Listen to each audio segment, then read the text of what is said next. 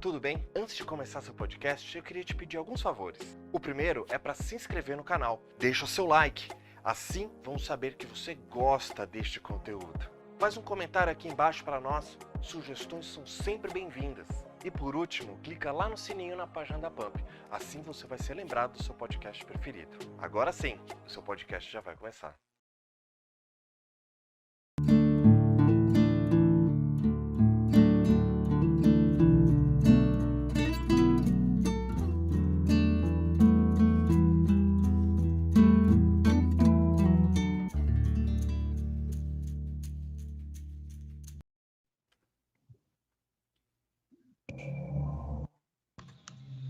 Olá, estamos ao vivo aqui na Pump Fluxo de Ideias em mais um programa voltado para você, trabalhador, trabalhadora. E a gente vai falar sobre assuntos super importantes, super bacanas aqui. A gente vai começar com um assunto que não é muito agradável, mas que a gente sabe que sim, acontece no ambiente de trabalho, pode acontecer com qualquer pessoa, inclusive com meninos.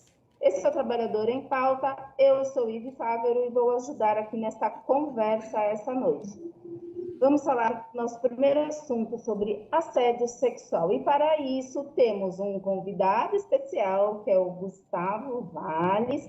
Temos também a nossa bancada maravilhosa de sempre, Ricardo Amaral e Júnior Gomes, e a gente vai começar dizendo boa noite para você.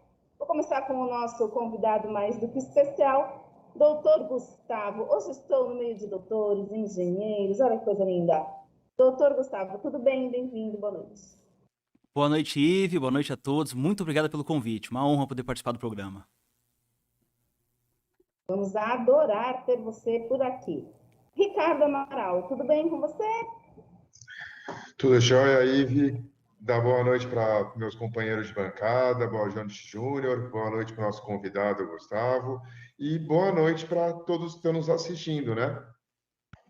É isso aí. Tudo bem, Júnior? Bem-vindo. Boa noite, Ive. Boa noite, Ricardo. Boa noite aos companheiros de bancada. É mais uma vez um prazer enorme estar participando. Fico feliz, tem 2 advogados hoje, né? Vou escutar bastante meus amigos. No meio de doutores aqui, uma terapeuta, um engenheiro de segurança do trabalho e 2 doutores. Um previdenciarista e o outro trabalhista. Então, é papo com mais de metro, dizendo boa noite com essa luz aqui atrás da gente, mas está tudo certo, 18 horas e 4 minutos, é assim mesmo, né? Bom, vamos começar então com esse assunto chato pra caramba, mas que a gente sabe que acontece, que é o assédio sexual. A gente está no mês de outubro, um mês dedicado às mulheres, o Outubro Rosa, mas a gente sabe que assédio sexual não acontece só no mês de outubro e também não só com mulheres, não é, doutor? Verdade. Bom, ainda temos aí um grande número, né? Quase que a esmagadora maioria dos casos envolve uma empregada mulher e o assediador, via de regra, um homem, e na maioria, inclusive, um superior hierárquico, né? Uma pessoa que tem uma influência grande na empresa, tem poder de mando, desmando, contratar, demitir, dar uma promoção. Isso abre brecha para essa situação desumana que, infelizmente, ainda faz parte da nossa, não só da nossa exclusiva brasileira, realidade brasileira, mas mundo afora, né? E é um caso bem sensível, bem delicado. Quem nos assiste já deve ter visto, ainda esse ano, casos envolvendo grandes nomes, envolvendo atores, diretores até de cinema. Teve um escândalo em Hollywood nesse sentido. Veja que é uma coisa que realmente existe, é uma patologia, né? É um problema seríssimo e que é difícil de se contornar. Veja, olha que interessante, nós temos alguns clientes no nosso escritório que mexem muito com compliance, especial compliance trabalhista. E quando a gente fala de assédio, A primeira ideia que vem em mente é falar, bom, é simples, é só pedir para não assediar. As pessoas sabem que não pode assediar. Muitas vezes o difícil seria, talvez, explicar o que seria um assédio, o que não seria um assédio. Ive, nós tivemos uma experiência muito peculiar. Em um caso que nós atuamos com 4 vítimas de assédio, numa agremiação, era um clube recreativo, e a situação perdurou por 2 anos. Foram 2 anos de assédio institucionalizado. E o processo ainda segue, obviamente, tem muita discussão pela frente, mas o que se discute ali é o clube sabia do que acontecia e falava o seguinte: era uma paquera, era uma brincadeira, era um galanteio.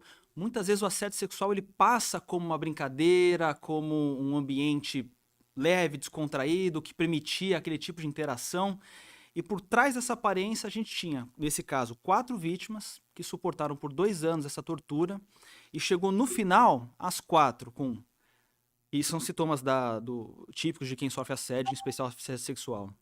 Depressão, síndrome de pânico, ansiedade aguda, problema gastrointestinal, aquela falta de vontade, na verdade, de sair da cama, aquele negócio de ficar em casa, triste, até o ponto que, conversando com algumas dessas meninas, elas me falaram assim, eu não sei se eu jamais vou conseguir voltar a trabalhar com a mesma confiança, segurança e liberdade que eu tinha antes. É algo muito sério, que na visão da empresa era um ambiente de trabalho descontraído. Olha que coisa, como é bem peculiar. Não adianta só chegar e falar, por favor, não faça isso. Isso o quê? E o assediador que sabe que está fazendo coisa errada, vai parar porque pediram para ele parar de assediar? Como se controla isso? É verdade, porque tem uma questão que é cultural também, né? A gente vive numa sociedade, e aí vamos falar aqui, a gente sabe que acontece no mundo todo, mas vamos falar aqui da sociedade brasileira. A sociedade brasileira é tida como essa sociedade do afeto, do carinho, do aconchego, né? Também, os homens também são tidos como, para o mundo masculino, é como se fosse até esperado ou até normalizado essa coisa desse galanteio exagerado, e que a mulher, especialmente a que está em uma condição de empregada, né, ou num cargo inferior, que ela deva aceitar, ou até que ela ache que está tudo bem, porque afinal de contas isso sempre acontece em todas as empresas, isso é normal eu passar pela rua e ouvir aquele assovio e aquela frase do ei e as outras palavras que acompanham esse ei, né? E quando se trata do local de trabalho, tem o medo de ser mandado embora, tem um monte de coisa que envolve emocionalmente todos os atores, né? E aí é bem difícil, até às vezes, da pessoa ou das pessoas que estão sofrendo o assédio perceberem que aquilo é assédio.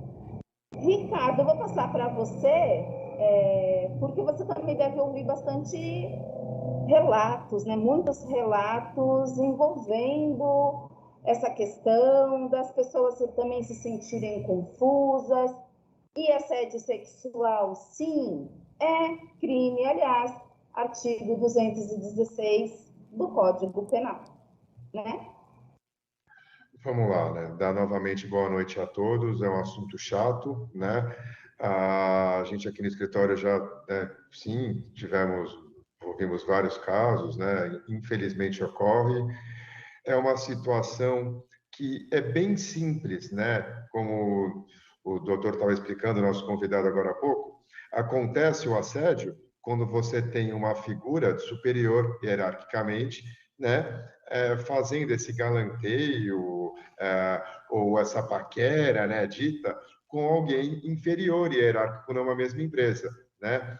Uma coisa, sei lá, são 2 estagiários de mesmo ou 2 funcionários da mesma igualdade combinarem um dia de tomar numa sexta-feira um chopp à noite, né? Às vezes são jovens, né? Problema deles. Mas agora, quando você tem um velho, né? Bem superior hierárquico, fazendo esse galanteio para uma menina nova, né? Isso não é galanteio, né? Isso não é um charme, né? A menina, será que ela não está pensando, e se eu não aceitar esse galanteio, se eu não aceitar esse charme, né? O que acontece comigo na empresa? São situações totalmente diferentes, né? E é muito fácil perceber o que é o que não é. Se você tem alguma dúvida, pense, então. A pessoa com quem eu estou supostamente paquerando é minha subordinada na empresa? Se for, cara, já está errado.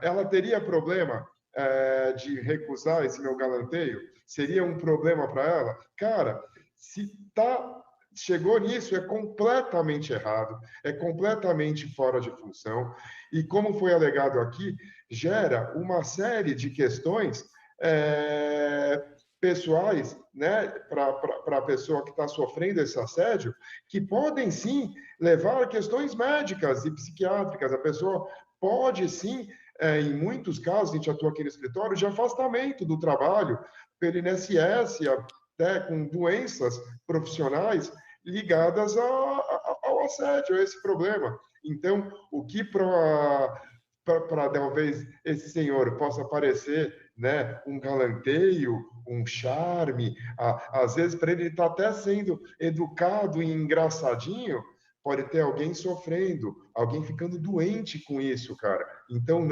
não é engraçado, não é galanteio, não é charmoso. Isso gera doenças do trabalho, gera afastamento, gera crises numa pessoa que às vezes ela vai levar isso pela vida inteira, né? Não pode ocorrer, não deve ocorrer, tem que ser recriminado e, como a Ivy falou, o problema é estar enraizado na sociedade, sabe? Assim, se você escuta teu chefe, né, fazendo isso com a menina do lado, mas não faz com você, mas ele é tão engraçadinho, ele é educado. Não, ele não é engraçadinho, ele não é educado, o galanteio, isso não é legal, né? É chato, e não pode ser aceito, né? Às vezes o problema é que, às vezes esse chefe faz o galanteio com uma funcionária específica, né? Com uma menina que ele acha mais bonita, e as outras pessoas acham normal, e não é normal, né? É errado, né? E se acaba o ambiente de normalidade, você já reduz com certeza a chance e a incidência disso ocorrer, né? Não se pode ter esse ambiente de normalidade, porque não é normal, né? Não é. Exatamente.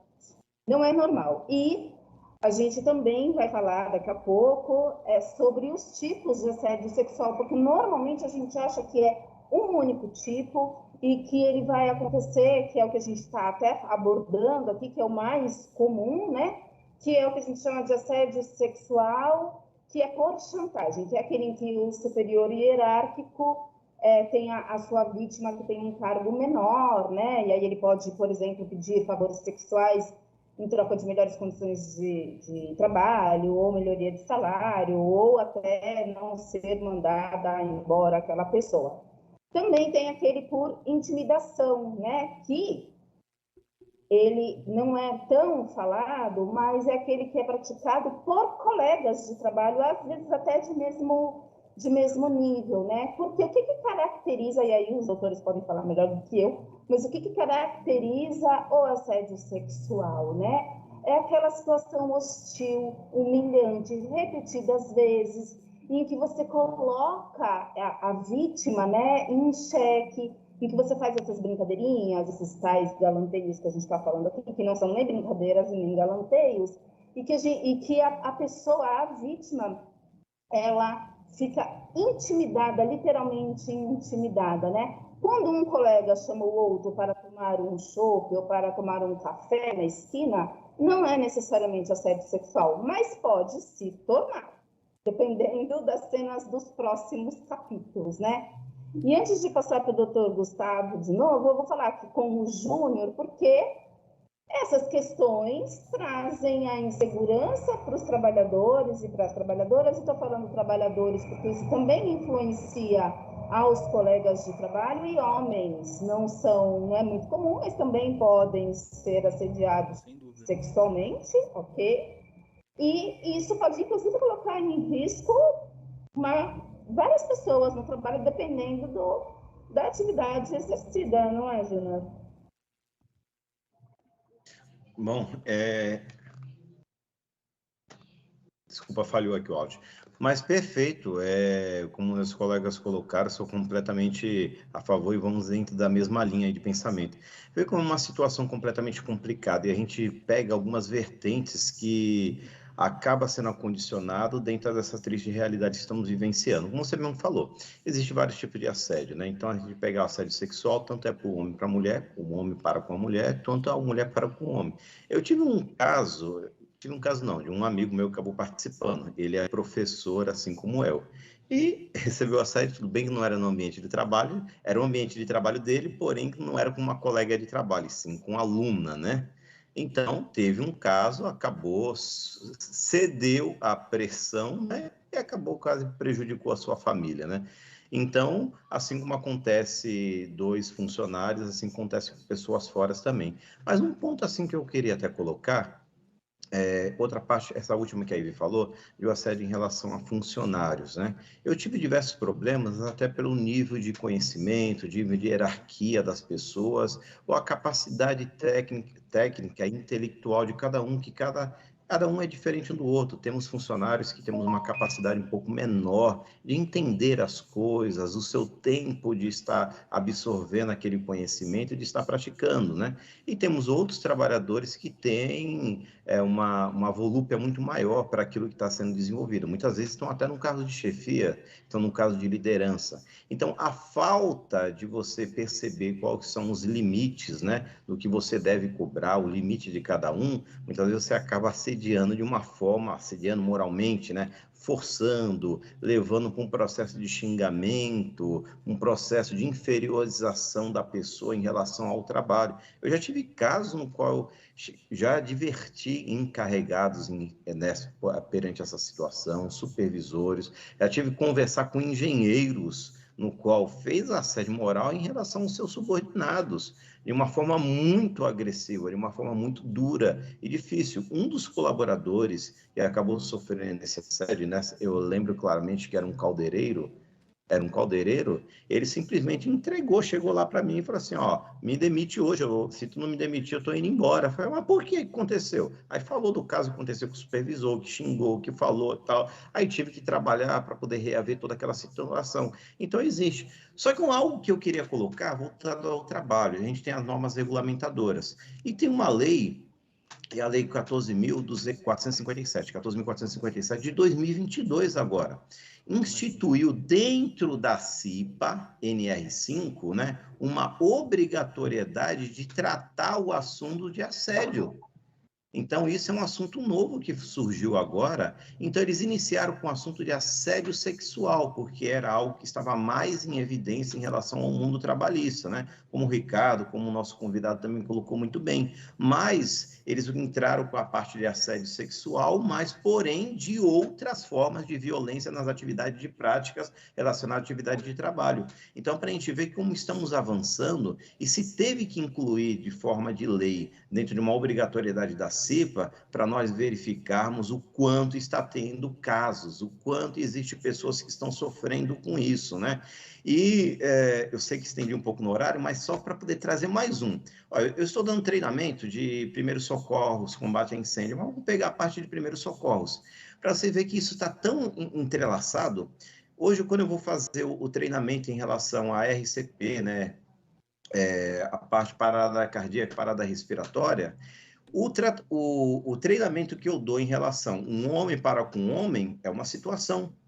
Quando eu ensino a eles, olha, se tiver uma mulher, estiver com alguns procedimentos, se tiver lá, teve uma parada cardíaca, uma parada respiratória, então a gente tem que tomar um cuidado imenso, porque a nossa sociedade, como estamos hoje, tudo que a gente possa fazer pode se tornar contra nós mesmos. Então eu já cheguei a pontos, treinamentos que a gente fazia, independente homem ou mulher, tem lá, você vai fazer os primeiros socorros e acabou. Hoje os protocolos já mudaram. Então, se tiver uma mulher, eu tenho que tomar um cuidado enorme do que eu vou fazer. Tem que fazer de tudo para eu não evitar e ter nenhum tipo de contato, para a gente ver como que a nossa sociedade chegou através de várias práticas, né? Ao longo de diversos anos, sendo costumeiro ou não, como o nosso convidado colocou ali, costume de uma empresa. aceitar e achar que isso é normal. Então, para ver, precisa ter lei, precisa ter pessoas sendo punidas para poder evitar e diminuir esse tipo de situação extremamente desagradável, né, para as pessoas que estão ali sofrendo. Exatamente, Júnior. E uma coisa que é importante a gente dizer, né, é que essa nova legislação aí coloca mesmo a obrigatoriedade das CIPAs fazerem formações para os seus, nas empresas, nos ambientes, para resolver esse tipo de confusão, né, esse tipo de coisa que tenha acontecido. Inclusive, fui convidada também a dar uma palestra justamente falando sobre essa questão da saúde mental e falando dessa necessidade de se abordar a questão sexual aí, do assédio sexual no trabalho. Vou passar para o doutor Gustavo falar um pouquinho mais sobre isso com a gente, porque também existe uma cultura, né, de que para ser considerado assédio sexual precisa chegar às vias de fato, que precisa ter o toque, e não, muito pelo contrário, né? A gente não precisa deixar, aliás, por favor, não deixem chegar a esse ponto. Percebeu que está passando do limite, que não é um bom dia ou uma boa tarde tradicional, como damos aqui, passou disso, seja do superior ou seja dos colegas, que não é só o convite para o cafezinho, está para além disso. Como que esses trabalhadores e trabalhadoras podem fazer até para se proteger, né? Vamos abordar um pouquinho desse tema antes da gente ir para o nosso comercial. Muito bem, Ivi. Puxa, tanta coisa para falar, hein? Mas depois, excelentes comentários do Dr. Ricardo e do nosso colega Júnior.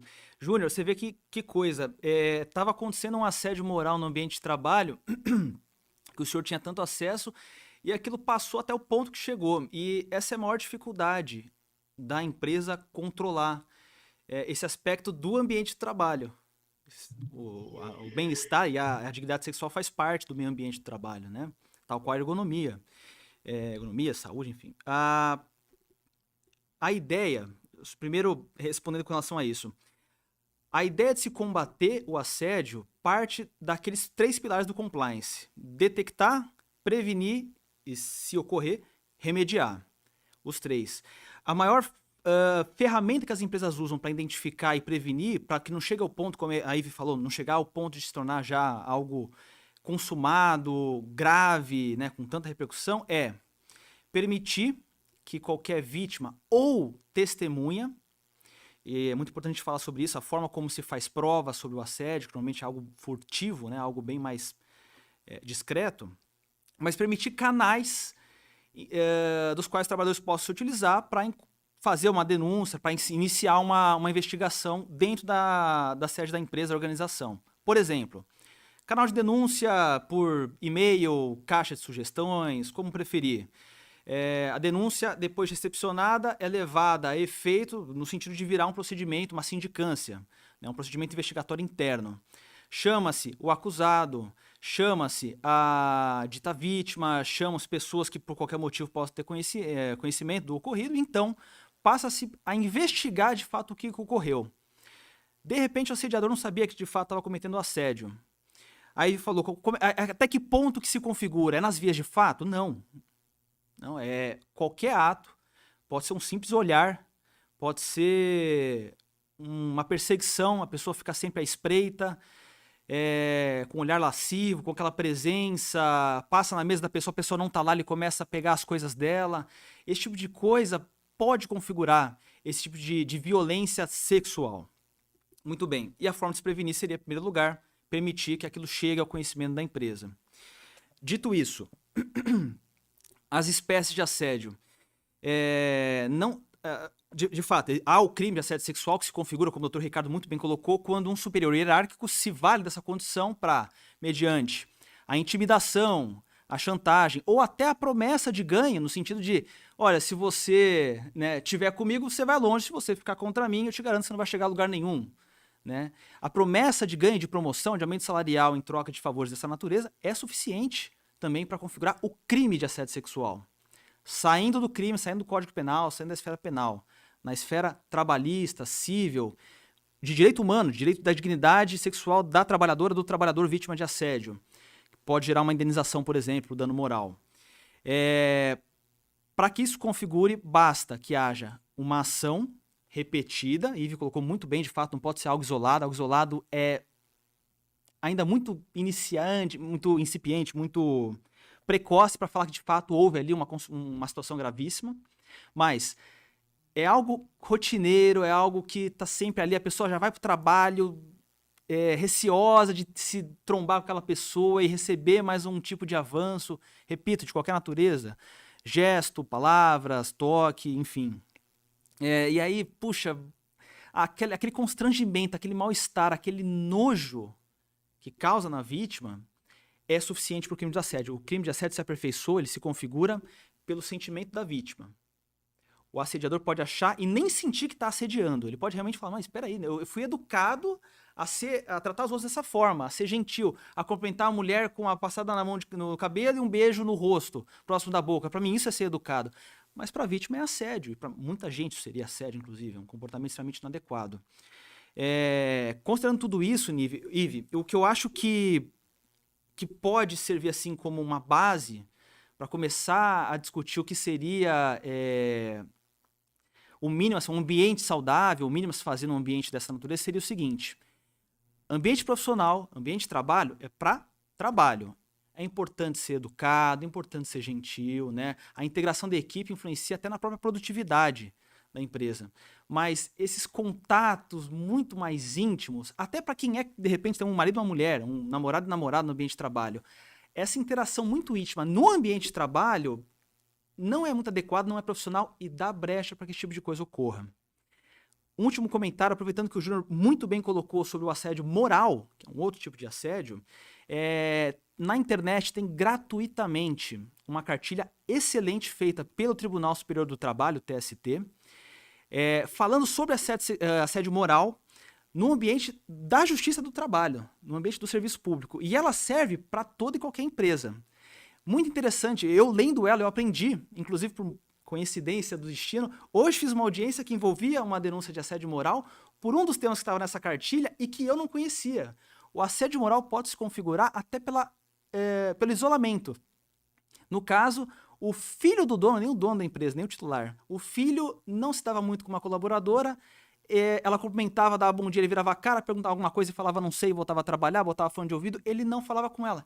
E pela cartilha do TST, isso poderia configurar assédio moral. Olha que coisa. Não precisa ser agressivo, basta ser apático. De acordo com essa cartilha. Muito boa, muito educativa. E veja, eu milito nessa área há quase uma década. Eu só faço isso da minha vida e amo o direito de trabalho. Eu vivo pro direito de trabalho. Eu não sabia disso. Um trabalhador não tem a obrigação de saber isso e muito provavelmente não sabe toda a extensão do assédio moral. Tampouco do sexual. Por isso, a importância, quando a gente fala de prevenir, abrir os canais de denúncia, educar, treinamentos, palestras, workshops, isso faz muita diferença. E até alivia, caso ocorra que a empresa seja depois condenada, né? Pode aliviar um pouco também da condenação. E isso, inclusive, não é tema desse nosso programa, já foi de programas anteriores, mas a gente pode voltar a falar nisso. Isso também pode gerar uma síndrome pouco conhecida também, que é o burnout, que é o contrário do burnout. A gente vai para um rápido intervalo e daqui a pouquinho a gente continua falando sobre essas e outras pautas. Enquanto isso, clica, comenta, compartilha, vai ser bacana. Até já.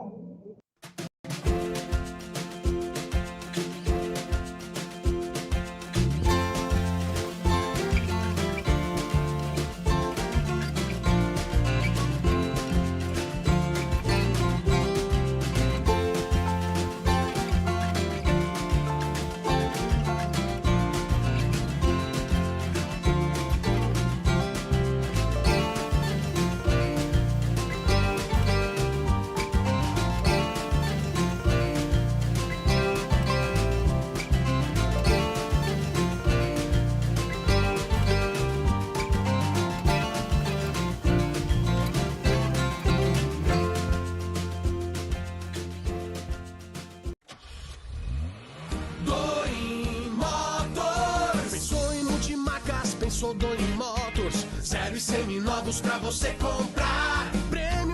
modelos, grande variedade, qualidade extrema, credibilidade. Doim Motors, Doim Motors. Quer comprar seu carro? Shopping The Blue, Senador Feijó 686, Loja Térreo, Santos, fone 3327-8001. Doim Motors. No trânsito somos todos pedestres. Olá, sou Marcelo Pavão do Papo Reto 2.0. Quero convidar você, empresário, comerciante, para trazer aqui para a Pump sua marca, seu produto, sua ideia. Vem crescer com a gente, o endereço está aqui embaixo. Vem para a Pump você também. Caramba, né, gente? A gente falou aqui sobre um monte de coisa relacionada aos assédios, assédio sexual, falamos de assédio moral, falamos de isolamento, sobre as síndromes, todas as coisas que podem fazer um trabalhador, uma trabalhadora acabar adoecendo fisicamente, adoecendo psicologicamente. E não é só isso que causa o adoecimento, ou que pode causar o adoecimento nos trabalhadores e nas trabalhadoras, né? Não sei se vocês sabem, mas 40% dos brasileiros são autônomos. Os dados, eles são muito diferentes. A gente faz uma pesquisa, agora vai dar um número, amanhã de manhã vai dar um outro número, mas a gente sabe que quase a metade da população brasileira trabalha por conta própria. Isso, por si só, já pode trazer alguns medos, alguns desafios, porque, afinal de contas, a gente vive muita instabilidade, além do que os trabalhadores autônomos ou informais acabam não tendo os mesmos direitos que aqueles que são concursados ou que são seletistas, né? Então, vamos voltar ao estúdio, vamos voltar com o Ricardo, com o Júnior e com o Gustavo para falar sobre essas atividades consideradas, né, não formais, mas que, afinal de contas, são trabalhadores e trabalhadoras como nós, autônomos ou não, que fazem a roda girar nesse país gigante chamado Brasil. Minha gente, o que dizer sobre tudo isso? Eu vou começar com o Ricardo, que é o nosso assessor para assuntos relacionados à previdência, que é o que deixa os cabelos brancos ou o cara careca, né? Vamos lá. Primeiro, para complementar, né, o que a gente estava falando do assunto passado, a regra de ouro, que eu sempre vou falar aqui em todo o programa para o trabalhador, para a trabalhadora, é manter sua ficha médica, separar uma pastinha em casa e manter a sua ficha médica e todos os seus relatórios médicos em dia.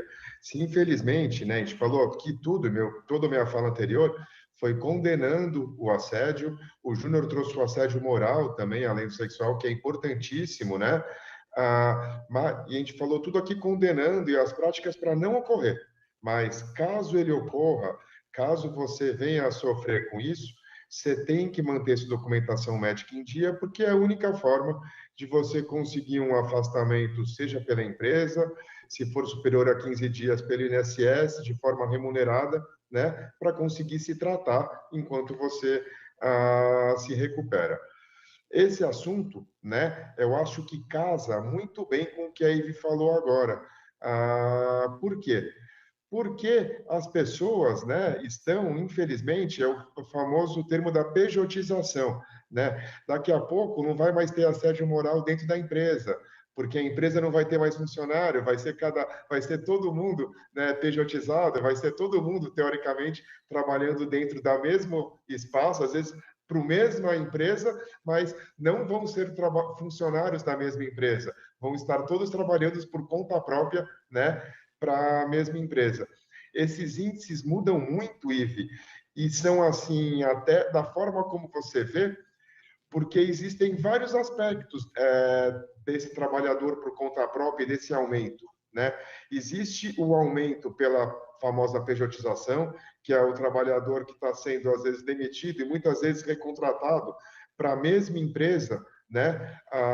Ou para alguma parceira, mas agora como uma pessoa jurídica, Minha esposa é médica cirurgiã, né? E eu posso falar que ao longo de 20 anos aí, pouco foram os empregos dela com carteira assinada, né? Ela é sempre contratada como pessoa jurídica, e é algo muito comum no setor da saúde, para médico, enfermeiro, enfim, né? É algo bem corriqueiro no setor deles. Então, uma parte do trabalhador por conta própria, na verdade, não é, um trabalhador por conta própria. A gente tem um convidado trabalhista que vai poder falar muito bem sobre isso, às vezes até uma fraude ao contrato de trabalho, porque alguém que trabalha com assiduidade, né, com chefia, no mesmo lugar, para a mesma empresa, mas que não está lá como contratado da empresa, em si, como uma pessoa jurídica.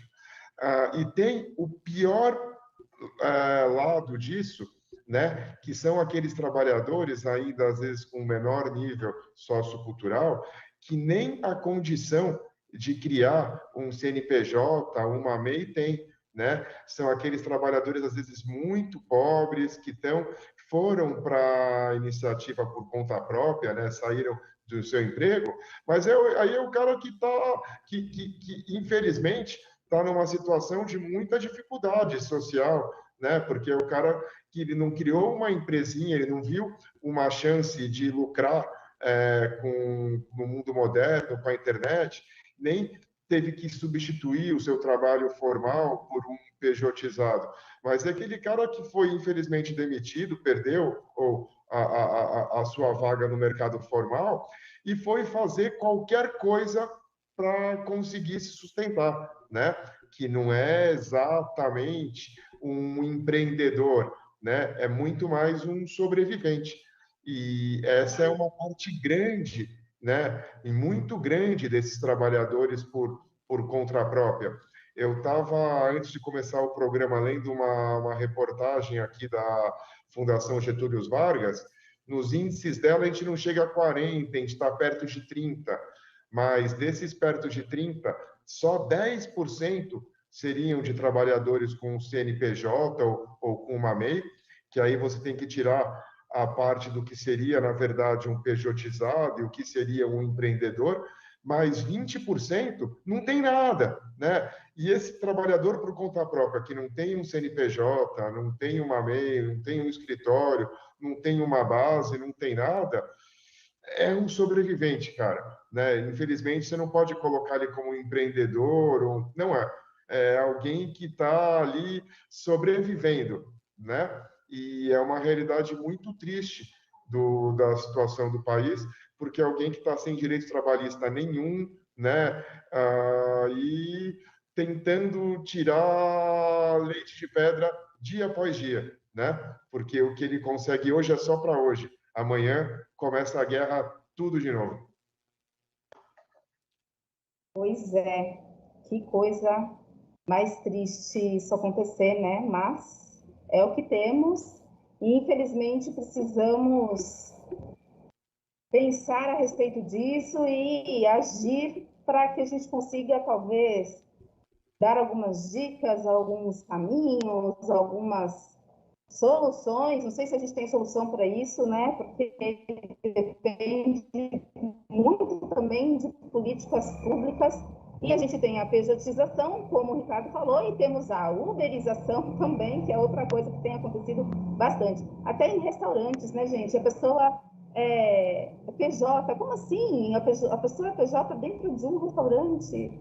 Enfim, coisas que a modernidade tem nos trazido e que a gente precisa pensar bastante. Vou passar para o Júnior para fazer as suas considerações a respeito disso. Júnior, como que você enxerga todas essas questões aí? Especialmente porque a gente está falando de, né, na tua área aí, segurança do trabalho. Passar por tudo isso também deixa as pessoas meio malucas, né? É verdade, né? Deixa realmente meio maluco, até mais, porque quando envolvemos hoje da nossa capacidade de conhecimento da nossa classe trabalhadora, né? Então, qual que é o nível de profissionalização, de conhecimento intelectual e prático adquirido através de uma academia ou não, através de um curso técnico? A gente sabe que a nossa mão de obra hoje, ela não é uma mão de obra totalmente eficaz. Eu vou pegar, eu estava fazendo mestrado uns 3, 4 anos atrás, eu estava fazendo bastante pesquisas, né? E sobre produtividade. Aí um dado que me chamou muita atenção, que era a produtividade em relação ao trabalhador brasileiro e o trabalhador americano. Então, quando pegamos um trabalhador brasileiro e um americano, no final que ele entrega após as suas 8 horas laborais de trabalho, chegamos a produzir 25% do que um trabalhador americano acaba produzindo. Aí, pô, mas por que isso? Aí começa a juntar um monte de coisa. Aí julgamos a parte tecnológica da empresa, que muitas vezes não está adaptada, conhecimento técnico e científico do colaborador, da empresa, toda a estruturação para aquilo. Então, para a gente ver o quanto que somos depreciados, né? Estamos depreciando cada vez mais a nossa capacidade e a nossa qualidade em relação da nossa estrutura existente. Então, é algo que mudamos de uma hora para outra? Não, negativo. É algo que eu concordo, a pejotização. Na verdade, tudo que é feito sem um planejamento, né, a tendência de dar resultado negativo é muito grande. Eu vou pegar alguns dados aqui. Ó. Se nós entrarmos lá a taxa de mortalidade da empresa. Taxa de mortalidade da empresa, Sebrae. O Sebrae é um órgão maravilhoso. O que ele ajudou aos empreendedores brasileiros a crescer e a desenvolver é muito grande. Eles fazem um trabalho maravilhoso. Para nós termos ideia, hoje temos em torno de 19 milhões de empresas abertas. Porém, dessas 19 milhões de empresas abertas, temos 16 milhões de MEIs. É um microempreendedor individual. Microempreendedor individual. Aí eu pego lá, as políticas públicas que desenvolveram o MEI foram boas? Olha, ao meu ver, foram boas porque você diminuiu bastante aquela carga tributária em relação a você abrir uma empresa. Então, você desonerou diversos segmentos, né, para poder acessar uma pessoa que está em cima do muro com certo medo de abrir o seu próprio negócio. Como o Ricardo falou, temos a informalidade. Várias pessoas acabam trabalhando na informalidade, que é a pior situação.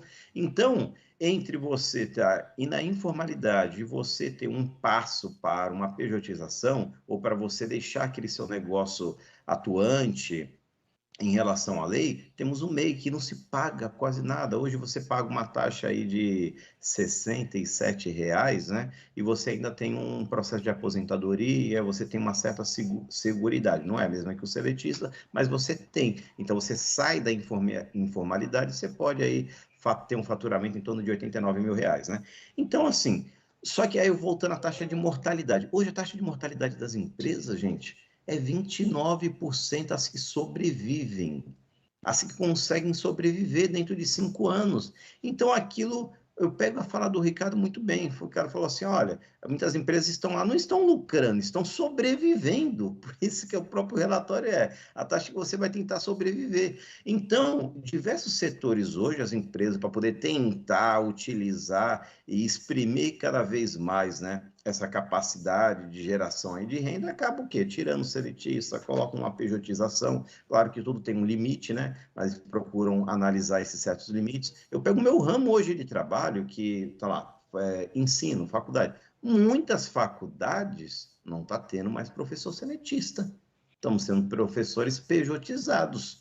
Ah, por MEI? Não, MEI diretamente não pode, né? Porque existe uma categoria específica. Mas abre uma empresa e começa a emitir nota fiscal. Termina o final do ano ali, acabou o compromisso e tal. Está errado, né? Aí tem um limbo aí que ficamos no meio da história entre o que está errado. Se nós pegarmos uma carga de professor, uma categoria de professores que tem um nível, sabe por onde procurar alguns caminhos, fazer um determinado planejamento, ótimo. E para um trabalhador que muitas vezes não tem conhecimento, que a nossa carga de mão de obra de conhecimento é baixa, é pequena, é fraca em relação aos outros países mais desenvolvidos, isso se causa um problema muito grande. Então, hoje o Sebrae está de parabéns em relação a ajudar essas pessoas a saírem dessas dificuldades e dar um planejamento para que as empresas possam ser a melhor maneira possível, né? E hoje deveria ter um pouco mais de políticas para poder tentar estimular as empresas também a não estimularem elas a demitir e contratar PJ, e sim ter um estímulo dentro de uma balança um pouco mais uniforme, mais igualitária. Olha, eu tenho aqui o seletista, mas o cara quiser, então eu não vou ter diferença em relação a estar um com o outro, né? Acho que faltaria isso um pouquinho mais para que a gente pudesse ter uma melhor oportunidade de igualdade a todos. Doutor Gustavo Valles, como advogado trabalhista, O que dizer, pensar e como agir em relação a tudo isso? Eu sei, não vai dar para responder tudo, mas Podemos tentar. há alguma luz no fim do túnel? Vamos Pelo amor lá. de Deus. Vou começar pelo que acabou de me vir à mente aqui, do que o Júnior falou. Se as empresas continuarem ou começarem a demitir para contratar PJ, quem vai ficar feliz sou eu, porque eu vou adorar pegar esses clientes. Vamos lá. Primeira coisa, quando eu pensei que a gente falaria de autônomo, imaginei o autônomo. E aí o tema seria bastante sobre empreendedorismo, para que o negócio prospere, e educação financeira, para que o trabalhador autônomo por trás desse negócio possa sobreviver a essas instabilidades que a Ive muito bem pontuou, faz parte do mundo, em especial do nosso país. Né? A ideia de previdência, o Ricardo vai ter muito mais bagagem para falar sobre isso do que eu. Previdência é que a pessoa possa se socorrer numa situação que ela não está ali pronta para o trabalho, produzindo a mesma coisa, ganhando a mesma coisa. Muito bem. Não é esse o tema. A autônoma está falando, então, de principalmente os trabalhadores, os empregados, os seletistas, que nessa modernidade são pejotizados, contratados como autônomo e por aí vai. Vamos tentar falar da uberização no final também, que é um tema interessantíssimo. Olha, sobre pejotização e contratação de autônomo. Perante a lei, perante a CLT, Constituição Federal e outras leis, vamos falar então a legislação trabalhista, o direito do trabalho como um todo tem um princípio muito importante, que se chama primazia da realidade. A ideia é a seguinte: não importa como está documentado, se foi contratado por PJ, foi contratado autônomo ou até mesmo informal, sem nenhum contrato. Pagamento em dinheiro vivo, inclusive, não importa. Se na realidade, na prática, no dia a dia, aquele trabalhador, aquela prestação de serviço, aquela relação de trabalho envolve aqueles 4 requisitos de uma relação de emprego, ele é empregado, ele está protegido pela lei trabalhista, tem os mesmos direitos que o empregado com carteira assinada. 4 requisitos são: habitualidade, não trabalha de vez em quando, não é muito eventual. Onerosidade, ele trabalha para receber, não é um trabalho voluntário, ele está ali esperando ganhar dinheiro, esperando a sua renda com isso. Subordinação, ele abre mão de parte da liberdade para receber ordens de uma pessoa que está aí para mandar nela, mandar no contexto do trabalho. Então, isso pode ser cumprir um horário de trabalho, isso pode ser se cometer um erro, tomar uma penalidade, pode ser, olha, então você errou, amanhã e depois você não vem e eu vou te descontar. Né? Olha, a partir de então agora você não precisa mais vir, não gostei do seu serviço e não vou te pagar, uma espécie de justa causa. Essa relação de mando-comando é natural de uma relação de emprego. E por fim, detalhe, são os 4 juntos, não pode ser um ou outro, tem que ter esses 4 elementos. Por fim, pessoalidade, é uma pessoa que trabalha, pessoa física, ela não pode pedir para o primo dela, para o amigo dela, para uma pessoa amando dela, e trabalhar no lugar dela e se fazer substituir completamente e receber por isso normalmente. Se o trabalhador, mesmo com PJ, autônomo ou informal, tiver esses 4 elementos, essas 4 peculiaridades, ele é empregado. Coisa mais comum na Justiça do Trabalho é a ação de empregado PJ, PJizado, que trabalha do lado, na mesma mesa, tal qual o empregado registrado da empresa, só que ele recebe como PJ. É fraude trabalhista. Primazia da realidade. Se na prática é empregado, não adianta como foi documentado. Dito isso, olha que interessante. No caso do PJ, o trabalhador não vai recolher aquele INSS na folha de pagamento, o patrão não recolhe aqueles 20%, fora seguro-acidente de trabalho, aquele monte de encargo. Fala-se, e é verdadeiro isso, se fizer o cálculo faz sentido mesmo, que o empregado custa quase o dobro, às vezes mais do que o dobro, do que ele recebe. E o que ele recebe, o salário dele tem desconto de INSS, desconto de imposto de renda, dependendo do caso, desconto de vale transporte aí, mas tem os descontos e no final das contas, quem mais ganha numa relação de emprego é o governo, que fica com a maior parte, né? Ele é o melhor sócio da operação, é o mais rentável. Então o trabalhador pensa, puxa, que legal, se eu for PJ, eu vou ter menos descontos e, portanto, mais salário, o patrão vai ter menos gasto, então ele vai poder me pagar mais. Isso é bom? Num primeiro momento, sim. Lógico, todo mundo quer ganhar mais.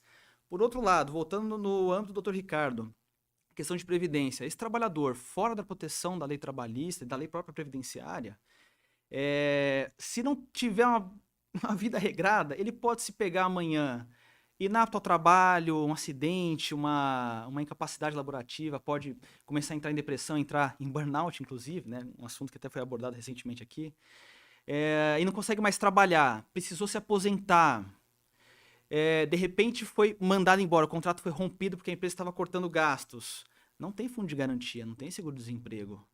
Então, é um risco muito grande para o trabalhador e, por via reflexa, para a sociedade, a pejotização. A pejotização, você paga a pessoa e ela que se vire. Isso é muito perigoso, tá? Para a gente não esticar muito, poder caber no programa, nesse mesmo sentido de ficar a pessoa por si. A uberização, que a gente fala, uberização é o trabalhador de aplicativo, né? É um fenômeno muito controvertido, porque diferente da pejotização, que você tem um contratante, olha, eu vou te contratar para sua empresa prestar serviço para mim, na verdade o trabalhador para prestar serviço, a Uber normalmente não conhece o motorista. O motorista, ele usa da plataforma, usa da estrutura para prestar o serviço dele com o carro dele e ganhar o que ele trabalhar. Não tem uma vinculação, não tem uma subordinação, não tem um controle. Ou não tinha. O que aconteceu? O problema disso, motorista de aplicativo, na pandemia, em especial nem no Uber, o iFood, né, os entregadores de delivery. Poxa, chovia, ou pegava Covid, ou não tinha proteção, não recebia máscara de proteção facial e álcool gel na época que a pandemia estava, né, no seu auge.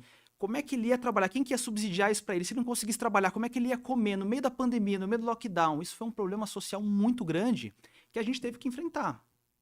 No meio vamos voltar para o Uber agora, no meio da Justiça do Trabalho, no meio do Direito do Trabalho, várias ações apareceram no TST, no Tribunal Superior do Trabalho, que é a nossa Corte, né, Suprema da Justiça do Trabalho, e o TST sempre falou, não tem vínculo de emprego. Não dá, não tem como reconhecer.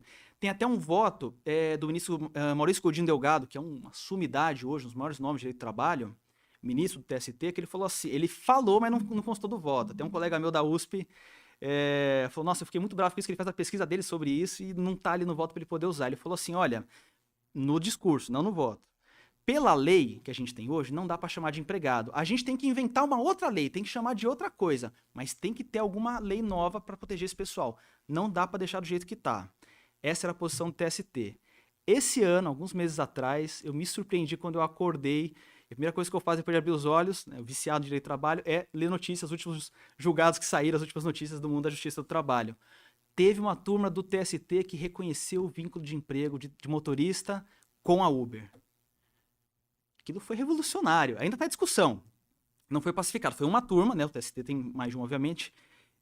Isso vai ser eventualmente pacificado ou pelo Pleno ou então em sede do STF. Mas teve uma turma de ministros que entendeu que havia.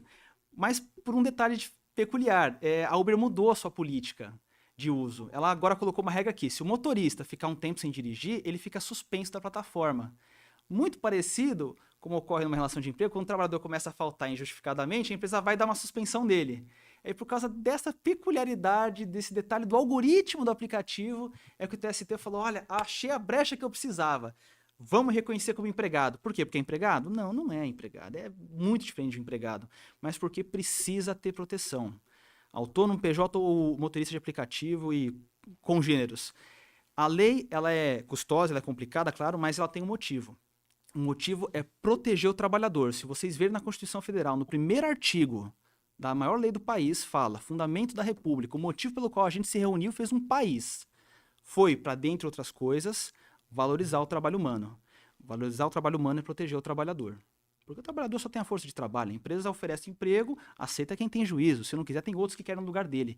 O trabalhador precisa dessa pequena vantagem. Isso quem tem a mentalidade de empresário, e eu vim de uma geração de empresários, é difícil de aceitar, mas depois que você começa a entender o outro lado da moeda, a coisa começa a fazer sentido, você começa a entender por quê. Pejotização, uberização ainda é um problema, não é uma solução, não é uma economia.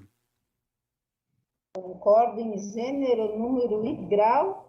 E soube outro dia que trabalhadores que prestam serviço para a Uber também não podem mais trabalhar mais do que 12 horas por dia. O próprio Uber bloqueia. Ou seja, há uma luz, sim, no fim do túnel. Meninos, a gente tem só mais 5 minutos, ou seja, é só o tempo da gente dizer tchau para as pessoas que estão nos acompanhando. A gente com certeza vai voltar aqui com o Dr. Gustavo para conversar mais sobre esses assuntos, porque, olha, ficaram muitas coisas por serem ditas ainda. E eu vou começar com o Júnior para que a gente possa se despedir das pessoas que nos acompanham. Júnior, por favor. Bom, pessoal, boa noite a todos, né? Foi um prazer enorme estar participando mais uma vez do programa, né? Espero que todas as nossas considerações possam ter contribuído um pouco, né, para uma luz no túnel, no fim do túnel, para alguém que possa estar buscando alguma informação, alguma dúvida. Bom, pode me encontrar nas minhas redes sociais, que é @engjuniorgomes, né? Se tiver qualquer dúvida, meu e-mail é juniorengenheirost@gmail.com. Se tiver qualquer dúvida, vai ser o maior prazer de estar participando e respondendo o que for necessário. Deixo meu boa noite a todos, muito obrigado. Nós aqui agradecemos, Júnior, a sua participação, as suas contribuições, sempre muito boas aqui, nessa horinha que a gente tem para conversar sobre tudo isso. Ricardo, por favor, boa noite.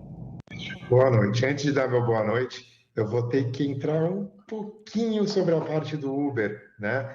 Eu vou ter que falar que eu estava esperando essa decisão do TST. Eu sou até um pouquinho mais radical que o doutor. Eu acho que quando o Uber é criado como um site de caronas, né?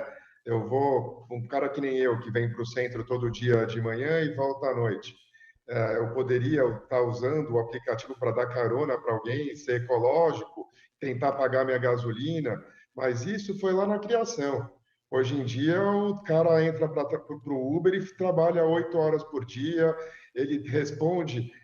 Eu acho que o aplicativo cobra dele, cobra se ele é um bom motorista, cobra se ele leva as pessoas no lugar certo, ele tem nota, né? Ele não conhece o chefe, não conhece a diretoria, mas pergunta para o trabalhador da Heineken se ele conhece o dono da Heineken, para o trabalhador da Ambev se ele toma um café com o Jorge Paulo Lemann, né? Não conhece também, ninguém trabalha com essas pessoas. Então, eu realmente acho que a legislação tem que evoluir para proteger esses trabalhadores, porque é gente que trabalha 8 horas por dia, né? Não é mais o cara que está aproveitando uma carona para ir. Isso pode ter sido um dia. Hoje em dia, na prática, a Uber aproveita de pessoas que trabalham 8 horas por dia, não paga mais nem o carro para elas. É fantástico. Você que fica com prejuízo do teu carro, com a revisão, com o IPVA, com as multas, né? Você que fique com tudo. Só me dá 30% aí de tudo que entra, né? E fique com os custos. Eu acho que ela tem, sim, né, que responder como empregadora desse pessoal. Ela tem uma série, né, no seu aplicativo de situações em que ela controla, sim, como se patrão fosse da maioria desses trabalhadores. O cara que eventualmente usa o aplicativo, não, mas aqueles que usam todo dia, e ela permite que essa pessoa use todo dia, porque afinal de contas ela ganha com isso, ela é patrão, sim. Todo mundo pode me encontrar, tanto no Facebook quanto no Instagram, pelo meu nome completo, Ricardo Guimarães Amaral. E se alguém tiver uma pergunta, alguma sugestão para o programa, se quiser mandar um e-mail para mim direto, é meu sobrenome, é guimarães.amaral@uol.com.br. É uma satisfação trazer aqui para o programa e responder a dúvida do nosso ouvinte. Por favor, Gustavo Valles, dê o seu recado para as pessoas que nos acompanharam ou nos acompanharão. Ive, mais uma vez, muito obrigado pelo convite. Adorei participar do programa e dividir o painel com grandes cabeças pensantes. É gostoso estar perto de gente inteligente assim, dá ânimo, dá gosto. Eu acho que a luz do fim do túnel começa também, ou principalmente, pela busca da informação, da boa informação. Então, esse programa aqui, ele faz parte dessa solução, ele faz parte da luz no fim do túnel, está voltado para o trabalhador, que, infelizmente, realmente é um mundo muito complexo, tem muita regra, muita peculiaridade, mas isso não muda o fato de que o trabalhador tem que buscar informação, tem que se informar. É muito importante conhecer os próprios direitos, saber como defendê-los, saber quando se resguardar, como se resguardar, né? Em casos mais complexos até, quando for se consultar com o profissional, ter a discrição de saber, né, se está sendo bem assessorado. Isso é muito importante, esse programa aqui ajuda bastante nisso. Dando boa noite a todos, eu também deixo o meu contato nas mídias sociais. Na verdade, eu me encontro pelo WhatsApp do escritório que eu faço parte, ARFM Advogados. @ARFM de Advogados no Instagram. Um prazer enorme, espero poder voltar em breve. Com certeza voltará, porque aqui a gente já viu, né, meninos, que teremos muita conversa, muita prosa para ajudar os trabalhadores e as trabalhadoras nas suas necessidades, que são tantas, né? São tantas dúvidas. Hoje eu fiquei sabendo de coisas que sequer imaginava desse mundo do trabalho, que realmente é um mundão, e aí aqui no nosso Brasil, que é do tamanho do mundo também, esse gigante, né? Então a gente tem bastante coisa para conversar mesmo. Eu sou Ivi Fávero, vocês me encontram na rede social pelo meu nome, sou terapeuta, especialista em relacionamentos. Então, se você tiver alguma dúvida, está meio desequilibrado, não sabe como fazer aí com a sua vida profissional e a sua vida pessoal, me procure, me mande dúvidas, perguntas, sugestões de temas para os nossos próximos programas, que vai ser uma satisfação imensa conversar com vocês. Eu volto semana que vem no Polemizando e Politizando, quarta-feira às 18 horas, e na quinta-feira também às 18 horas, aqui no Trabalhador em Pauta, aqui na PAMP. Sempre tem um programa para você. Grande beijo e fiquem com Deus.